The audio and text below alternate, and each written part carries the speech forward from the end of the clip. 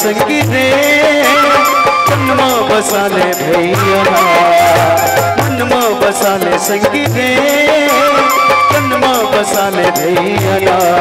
प्रभु राम ला सुख धाम ला प्रभु राम ला सुख धाम ला तुर मनमा बसाले तन मन उठियाले इस मौका ने मिले तुला संगीर तर जागी रे जोला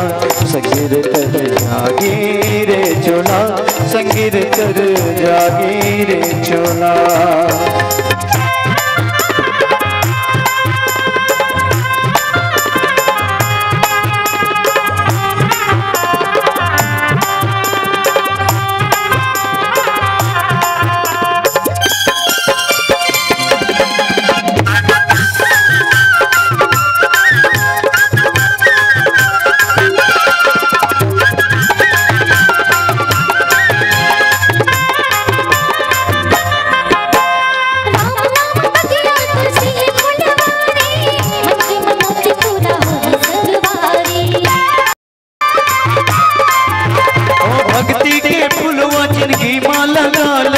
तर जाके खाया राम गुण गाले मगन गावे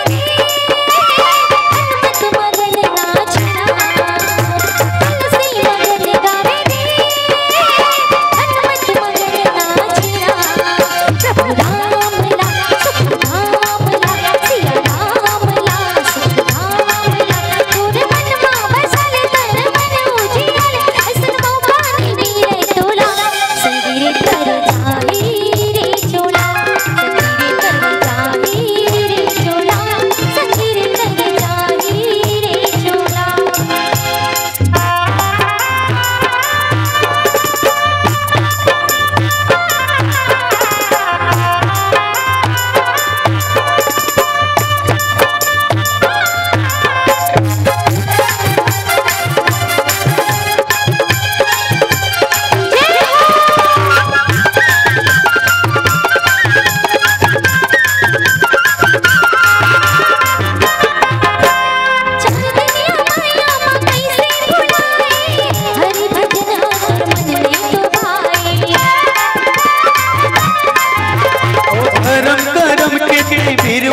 मुक्ति पाए के जीरस का बना ले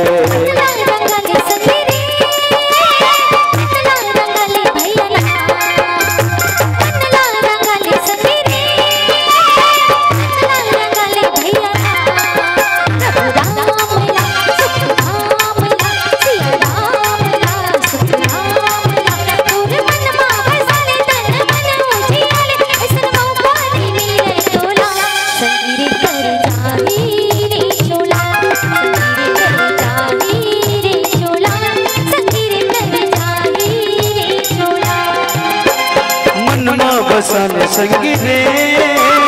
मनमा बसाले भैया मनमा बसाले संगी रे मनमा बसाले भैया प्रभु राम ला सुख धाम ला सिया राम ला सुख धाम ला तोरे मनमा बसाले तन मन उजियाले ऐसन मौका नहीं मिले तोला संगीत कर जाई रे चोला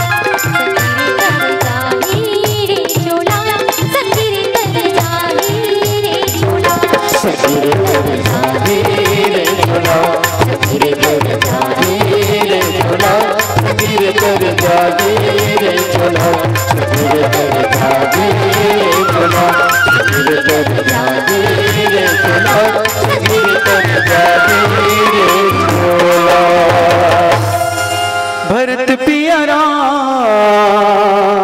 चंद्रदेव की जय। हनुमान जी महाराज के रस्तल 3 जन लंकापुरी पहुंचे के पहली रोक डर है ना सुरसा कौन है एला देवता मन भेजे से कि जात हनुमान के बुद्धि बल के परीक्षा लेके आवे है नहीं हिजमत आदमी मार खा जाते का भाई जो सबो गुण ले सक्षम है बुद्धि बल ले सक्षम है तेकर परीक्षा लेबे तो वो किते तबोल जा अगर परीक्षा ले काबे है तो दूर से कौन है सर्प सांप के माता है और कहते सांप ना अपन लइकल घलो नहीं छोड़ा किते उल खा देते किते।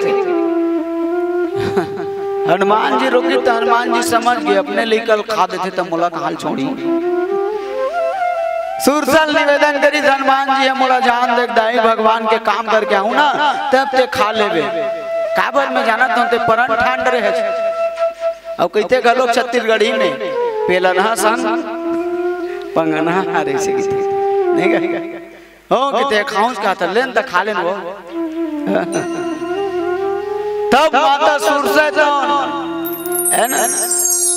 4 कोस के मुंह बने इसकी थे 4 कोस है मेरे कम से कम घोटिया पलारी का दूरी का नहीं को पलारी का दूरी है मान के चल ओतके के बड़ मूल फारिश की थे वो तो हनुमान जी ना बलौदा बाजार के जात ले साइड ले बने ले कैसे हम आवे तैसे ते 4 कोस हनुमान जी 8 कोस ते सुरसा 16 कोस है ना तो 32 हो गए सुरसा 64 करी हनुमान जी की थे इसने मत गिनती बांटते जाए रामचरित मानस सही में ले स्थगित हो जाए नहीं का काबर किते घलो तेल फूल में लइका बाढ़े खिनवा बाढ़े कान बात बात में झगड़ा बाढ़े समझैया हला कान ओ किते में छोटे बन जाते ती बड़े रही बड़े दाई इसी की दिशोल तुरंत हनुमान जी महाराज छोटे से रूप धारण करी जोकर मुंह भीतर की तो चुप ले आ गए। अब किते तोर पेट भर गए मुंह निकल गया था ओ किते मैं तोर बुद्धि बल के परीक्षा ले बरा रहे हनुमान वास्तविकन में तोर में योग्यता है बुद्धि बल है ऐसे एक विदल ओकर बाद सिंहिका तो ओकर भाव देखो पक्षी मन ऊपर ले उड़े और छैहल धरे ना तो वही में रबक जाए कई जन विचार करते छैहल धरबे कैसे रुक गई थी तुम मन सोच के देखा वास्तविकन में छैया रुक सकते भाई हम खड़ा हैं तो छैया ए ढान है तो जेकर छैया तेने से धर ले खब ले तो ये में ले जा सकिए छैया धरावे करिए प्रेम से बोल राजा रामचंद्र की जय ओ करो मेला नाकी तो मैं नाक पर्वत देता हूं किते तो कन सुरताले तो दादा मोर प्राण बचारी हनुमान जी तो उहुर से छुई से होकर भाव रखे बर निकली हनुमान जी काबर कई जन मन के लेन खा लेन भोग सो का हुई भाई तो कि तोर भाव भाई ते कई रहते मैं खाड़ रहा यार है ना ते ए भाव होते तो आज हनुमान जी महाराज तो लंकापुरी पहुंची तो वो खवैया खड़े एक जन लंकनी जन फरसल धरे धरे घूमत रहे जो भी अंधेरे में चोर के भांति आएगा उसे पौल दूंगी ऐसे कहा हित राक्षसी का पौल देना है ना। तो आज हनुमान जी तो लंकापुरी पहुंची सो कहा कहीं पुर रखवारे देख बहु कपि मन किन विचार अति लघु रूप धरो निसी नगर करो पैसार भरत पिया रामचंद्र की जय। हनुमान जी की थे हमें माता जानकी पता लगा बनाए हम आए फरसल धरे धरे घूमत है नहीं का सूरज में कोनो युद्ध मात जही तो फिर मैं जो काम करे बनाए हम ते काम कैसे हुई। हनुमान जी की थे आधा रात के बेरा है भैंसा मुंदियार के छोटे से रूप धारण बनाओ कहीं अति लघु पूर्व रखवारे देख बहु रखवार में देख करके हनुमान जी तन मन में विचार करी तो कैसे अति लघु माने छोटा अति माने जानते हो बताए जरूरत नहीं हाथ कर लेकर अति ऐसे माने जेकर आतंक जा है नहीं तो वो कितने छोटे से रूप धारण करो तो कैसे अति माने एकदम छोटा नगर करो पैसा छोटे से रूप धारण बना चलू नहीं शायद कोनो नहीं पाही लेकिन लंका मेन गेट में लंकन नहीं रखे रहे। अच्छा यहू विचारने बात है हनुमान जी है विचार काबर करी सोही तेले कबीरदास जी महाराज की थे बिना विचारे सो करे सो पाछे पछताए काम बिगाड़ो आपने जग में हो हंसाए। एक जन लड़का ना सूत उठ के जाए बजरंग बली पां पर है एक एक वरदान मांगे बजरंग बली मोला अच्छा नंबर ले पास कर दे पढ़िए लिखे लेकिन काम आ जाए एक दिन किताब ला खोल के देखती नहीं ओकर दाई दे कहे किताब ला खोल के देख रहे तब पास हो गए बजरंग बली पास करी हो ऐसे की देव आवत जावत पां पर एक वरदान अच्छा नंबर मिलना चाहिए भले पुस्तक ला नहीं देखा ऐसे ऐसे पेपर के दिन आगे पेपर देवाल चल दी अरे पढ़े लिखे नहीं रहा काला देखा ऐसे लौटा पोटा देखा प्रश्न पेपर का लिखा है आखिरी में लिखा रहा है निबंध लिखो, तो मन पढ़े हो जाना तो आखिरी में निबंध आते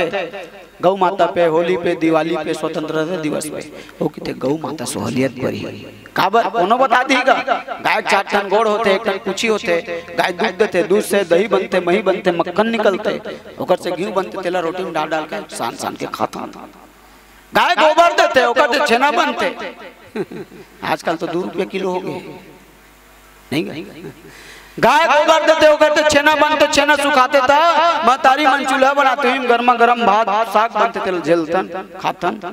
ओ लइका ओतो ले जाने का देते के टगोड़ के टपूची लिख लिख सीधा गौ हमारी माता है, हमको कुछ नहीं आता है। ले इसने लिखी जांचा जांचा प्रश्न पे उत्तर पुस्तिका मास्टर पागे,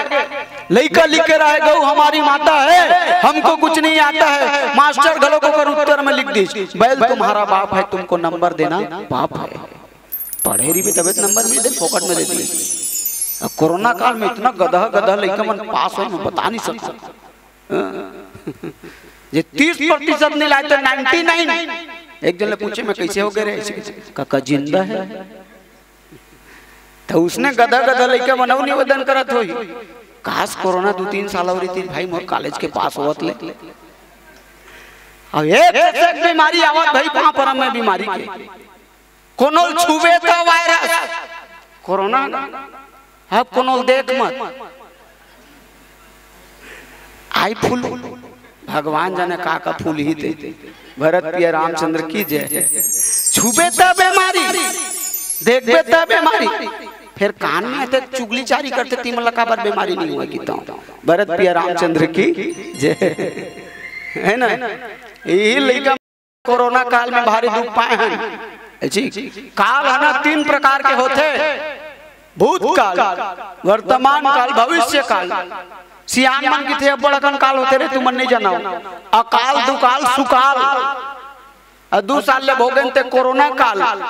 अब अक्कल बात जब ते लइका मनाऊ की थे मिस काल। वास्तविकन में काले है, ओरिजिनल काले। अब बड़ा विचित्र देखे सुने बर मिलते, काकरो मोबाइल आते नहीं, फोन माखन भैया तोर काला है उठाना, तो कर काला है काकरो फोन है। भरत प्रिय रामचंद्र की जय। अगर आपको हमारा ये वीडियो पसंद आया हो तो लाइक, कमेंट और सब्सक्राइब जरूर कीजिए।